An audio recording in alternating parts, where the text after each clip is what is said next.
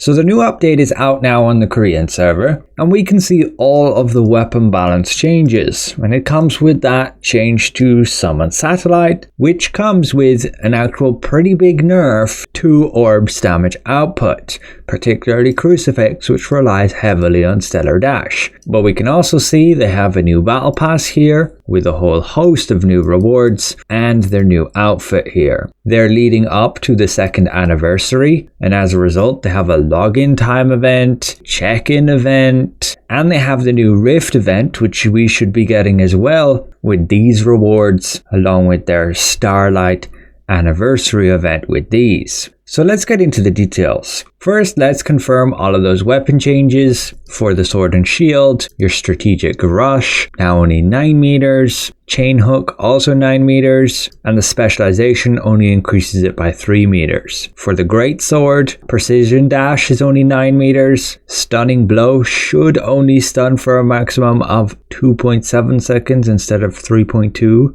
But you can still get it 3.2 with the heavy attack versus 3.7. Devastating Smash, instead of a 2-second stun, now just has 1.5. For Dagger, we got some pretty big buffs. Cleaving Moonlight now has that 50% damage against monsters.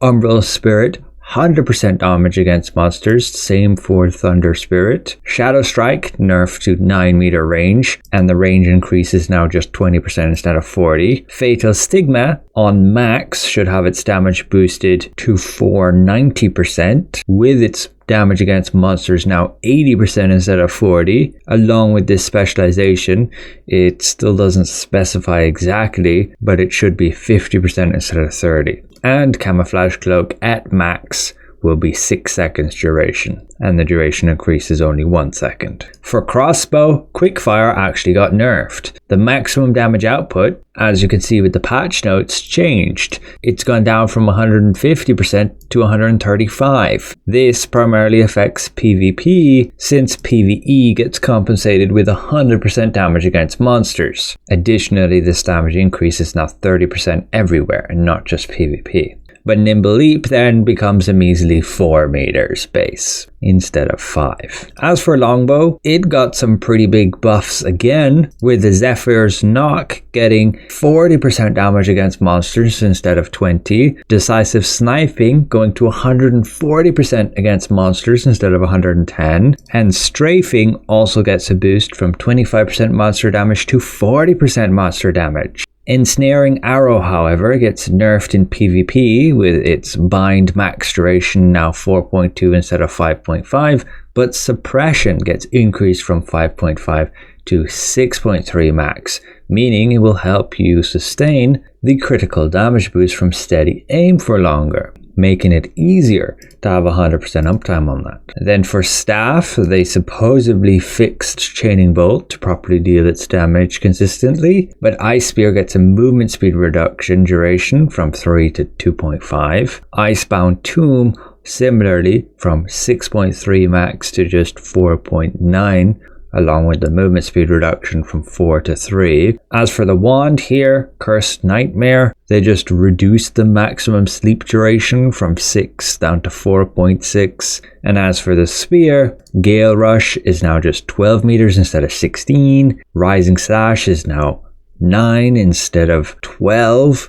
You can still boost that though by 40% here. Abyssal Cleave, the maximum stun duration, is now 2.9 instead of 2.28. But then we go to Orb. So this is where they straight up and change Satellite. They've entirely removed the Stellar Dash effect.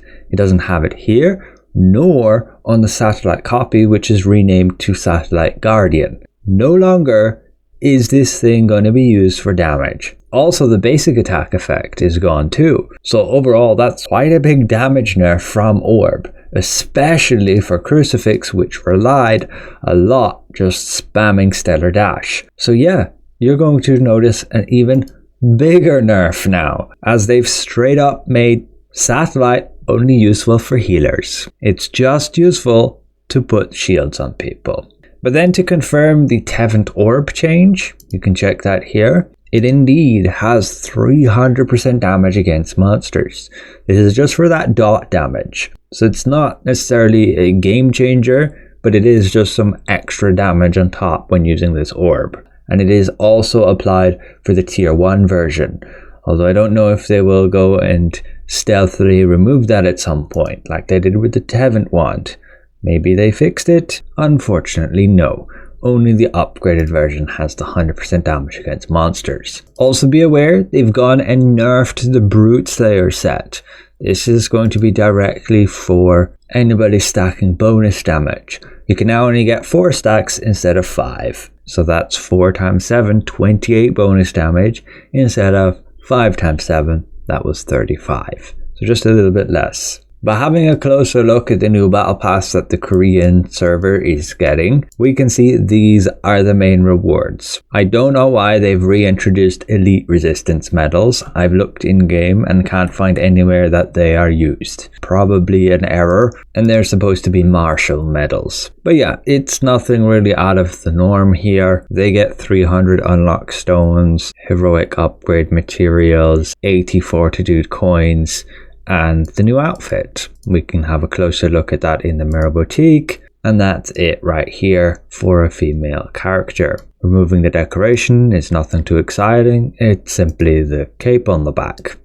And the male skin is very similar, the same armor setup, with again the ability to remove that cape if you so wish. We will be getting a new battle pass too, but we don't know yet what we're actually getting. As for their shop, doesn't look like they got anything new here. Looking at then the event rewards, so we should be getting this event, the Rift Fragment one, which will just require you to enter these portals at these certain times and then kill some enemies. Based on which enemies you kill, you get reward drops. But you also get this currency to buy these rewards. And it's just the usual. Heroic upgrade materials and then some stones here. And there's also some extra housing materials and furniture if you want it. But what we are not getting is the 2nd anniversary, because we just had the 1st anniversary. But this again gives some furniture. I believe we already got this stuff from our Fortune's Calling event, where they did not have one. Some heroic materials, growth stones, and yeah, nothing again too exciting here. What is interesting though is their check-in event, after 21 days, does give a selection chest for any accessory, armor or weapon of your choice. Would have been nice if we got one for our anniversary check-in, but alas. And they have another one here with just these measly rewards, and then the daily login timer rewards. So for how long you've been logged in, you get these. Nothing amazing. But then this, you need to be at a PC cafe to get them. And if you're interested, this week's trials is again Void Wastes. So I believe that's everything. Again, be aware of that satellite change for Orb. No longer will you gain any damage through it. You can just throw that skill off your bar and use something else. Maybe Quickfire after its damage has been nearly doubled. But it's actually unlikely you will see much difference in dummy tests, because you would only take advantage of one satellite. You will see a reduction, but it should just be slightly without this ability. If you want to test right now, just remove it and see what the damage difference is for you. So overall, hopefully this is somewhat insightful. A special thank you to all my channel members for your added support, and we'll see you guys around.